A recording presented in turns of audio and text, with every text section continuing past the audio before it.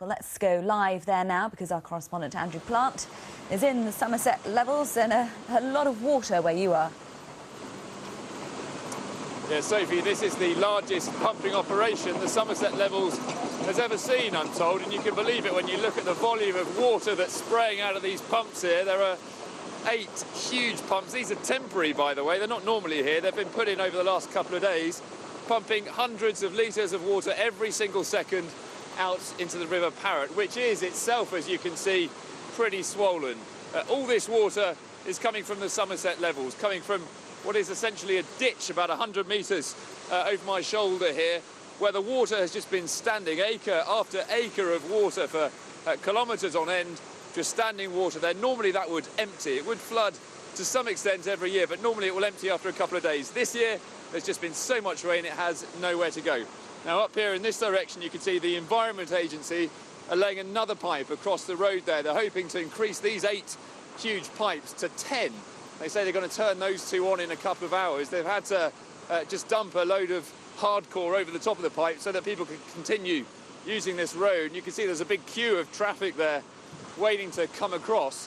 But obviously they need to get that water out as much as possible. You can see what a priority that is. Now, the Environment Agency, as you were saying, have said that it hasn't been quite as bad here over the past 24 hours as they were perhaps expecting. They've only had 8 millimetres or so of rain, although that was this morning. There has been intermittent rain here throughout the day ever since.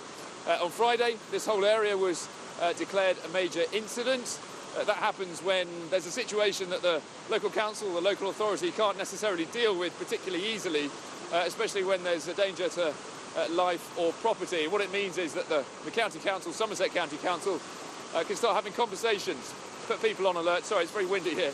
Put people on alert, so the government on alert, the Environment Agency on alert, local residents on alert, just to be on the lookout for further flooding here. Somerset County Council, so they have been talking to the military about possibly helping out here, making it a bit easier to get to some of the cut-off communities that are still here on the Somerset Levels. And every direction you go in down these tiny country lanes, you will come across 1 or 2 houses here, a small village there that is still having a lot of problems. Where the rest of the UK has moved on after all the rain over Christmas and New Year, there are places here still in limbo. And what they need here, besides this massive pumping operation, is just a couple of dry weeks, a couple of weeks where it just doesn't rain. But with winter weather forecasts, that's just not happening, Sophie.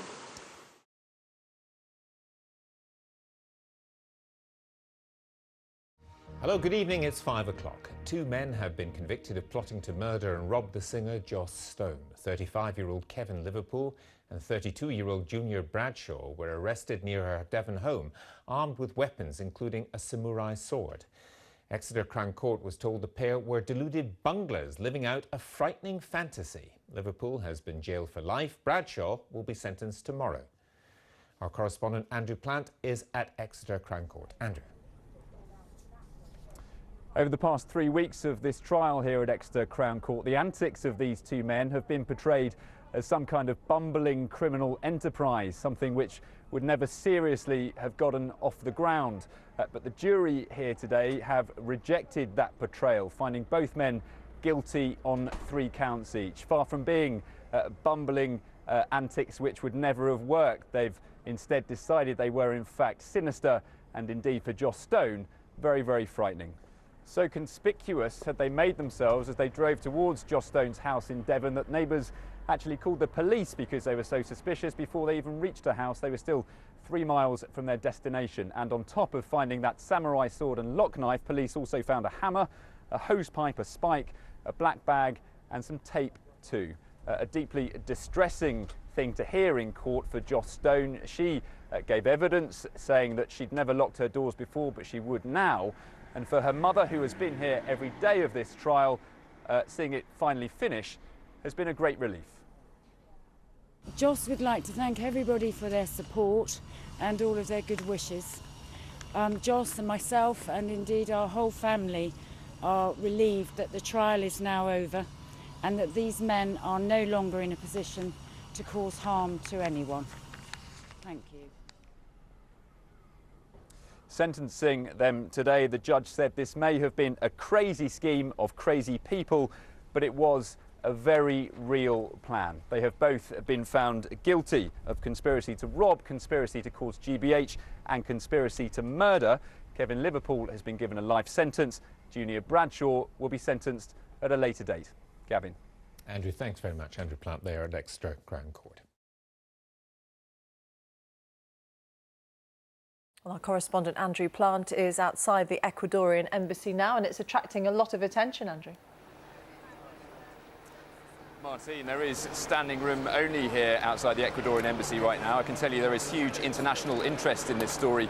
Camera crews all the way from Australia and South America here to see what will be Julian Assange's first public statement since he entered the Ecuadorian Embassy asking for asylum on June the 19th. We think it will come from the balcony there. A workman has been taking the outside door off this morning, and we've seen a speaker system delivered, a public address system to get his message across to all the people waiting outside here.